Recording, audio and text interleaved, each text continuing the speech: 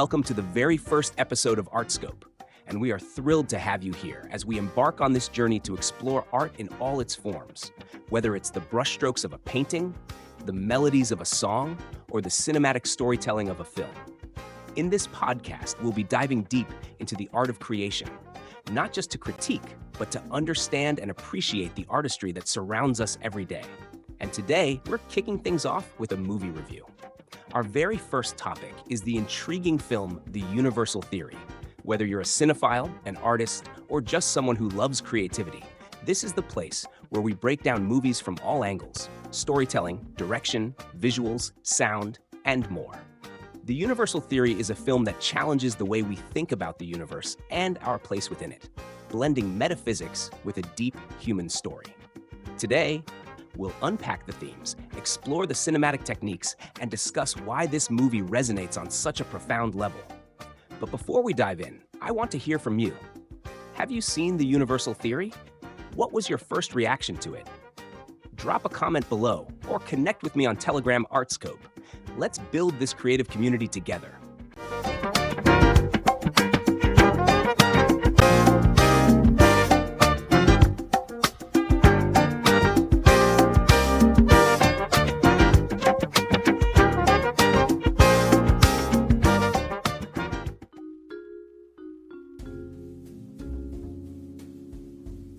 Okay, so get this. We've got a secluded conference, right, in the Swiss Alps.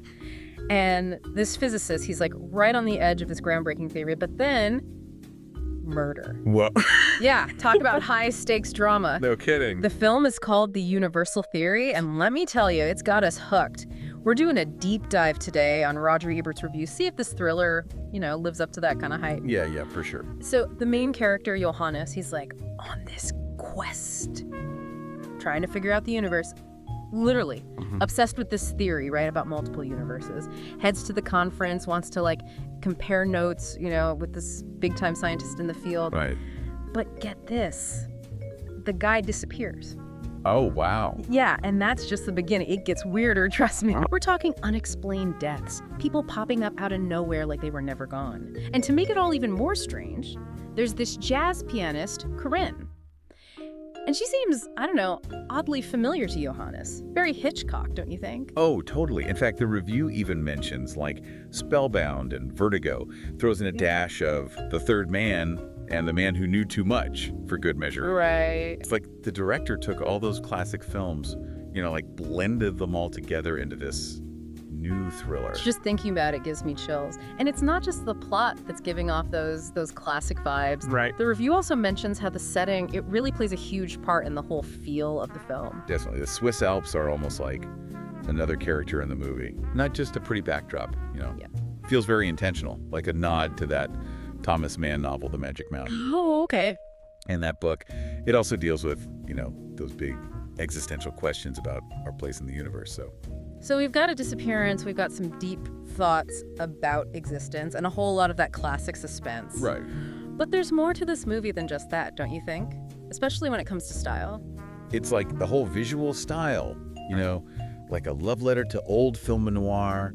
The review even mentions that black and white cinematography. Right. And the widescreen. Yeah. CinemaScope. Yeah. Even that kind of spooky score. It's like the director's purposely trying to, create this dialogue of those older films that inspired him. Yeah, it's like taking a step back in time, almost. And speaking of those classic films, this whole paying homage thing, it brings up an interesting question. At what point does inspiration become a little too, Yeah. a little too inspired? Because the reviewer, he seems to wrestle with that a little bit, The Universal Theory, visually stunning, but maybe style over substance? Yeah, I see what you mean. It's a tough one, right? It's like that whole thing with pastiche in art, where artists are, borrowing these elements from older works. Right. Sometimes. Yeah. It's amazing. It's like this fresh take, But then sometimes it just falls flat, more like straight up imitation than something new. So is The Universal Theory a good homage or just, kind of a copycat? What do you think? Well, that's where the ambiguity of it all comes in, right? Which the reviewer also talks about. You've got these mysterious deaths and weird stuff happening, but then no real answers. And yeah, that might be frustrating. for some people. Right. But then others might see that and think, okay, this is making me think. This is making me like engage with the film on a different level. That's a good point, because I've definitely seen movies where, they don't spell everything out for you, and it sticks with you. You know what I mean? It's like the not knowing makes you think about it more, come up with your own, like, what ifs and explanations and stuff. Exactly. And in a way, isn't that kind of like how real life is? Yeah. Like it's messy, and we don't always get those clear-cut answers that we want. Yeah. So maybe that's what makes the universal theory so interesting. Is like it reflects that, how the truth is slippery. Right. Something we all deal with all the time. It's like they say the best questions are the ones that kind of stick with you. Yeah. But when it comes to stories, this whole ambiguity thing makes you wonder, is it like an easy out for the filmmaker, or are they just trying to get us to think a little more? That's the thing, right? It's got to be done right. I mean, a film can't feel like a puzzle with, half the pieces missing. Right. But then again, there's something to be said for a story that, like, stays with you long after it's over. You keep thinking about it, come up with your own interpretations, I hear you. And it seems like the universal theory is definitely going for that. Wants to leave you thinking, debating even. Totally. Long after you've left the theater. For sure. And, the reviewer even suggests it's kind of like the movie itself is a reflection of how, truth itself is slippery. Oh, interesting. Life's rarely black and white, right? Maybe there aren't always easy answers, and that's okay. Makes you think. So what about you listening right now? If you're looking for one of those thrillers where everything's wrapped up neatly at the end, all the answers tied up in a bow, this one might not be for you. Yeah, probably not. But if you want to dive into this world, mystery, intrigue, visuals, and you don't mind if some questions are left unanswered, then the universal theory is definitely going to pull you in. It's the kind of film that grabs your attention, keeps you guessing, and then leaves you with even more to think about when it's over. Exactly. And hey, who knows? You might even end up debating it with a friend, just like we are right now. So, what do you say? Are you going to check out the universal theory?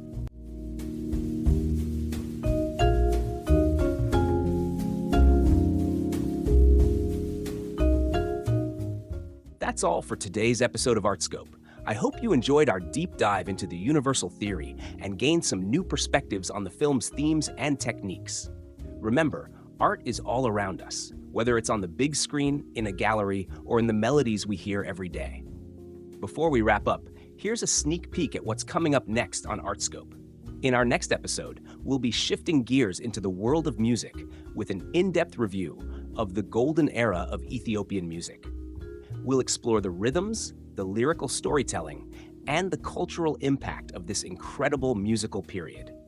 It's going to be an exciting journey into sound, and I can't wait to share it with you.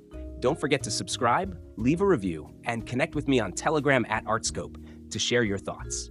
Thank you for tuning in, and until next time, keep your eyes and ears open for the art waiting to be discovered.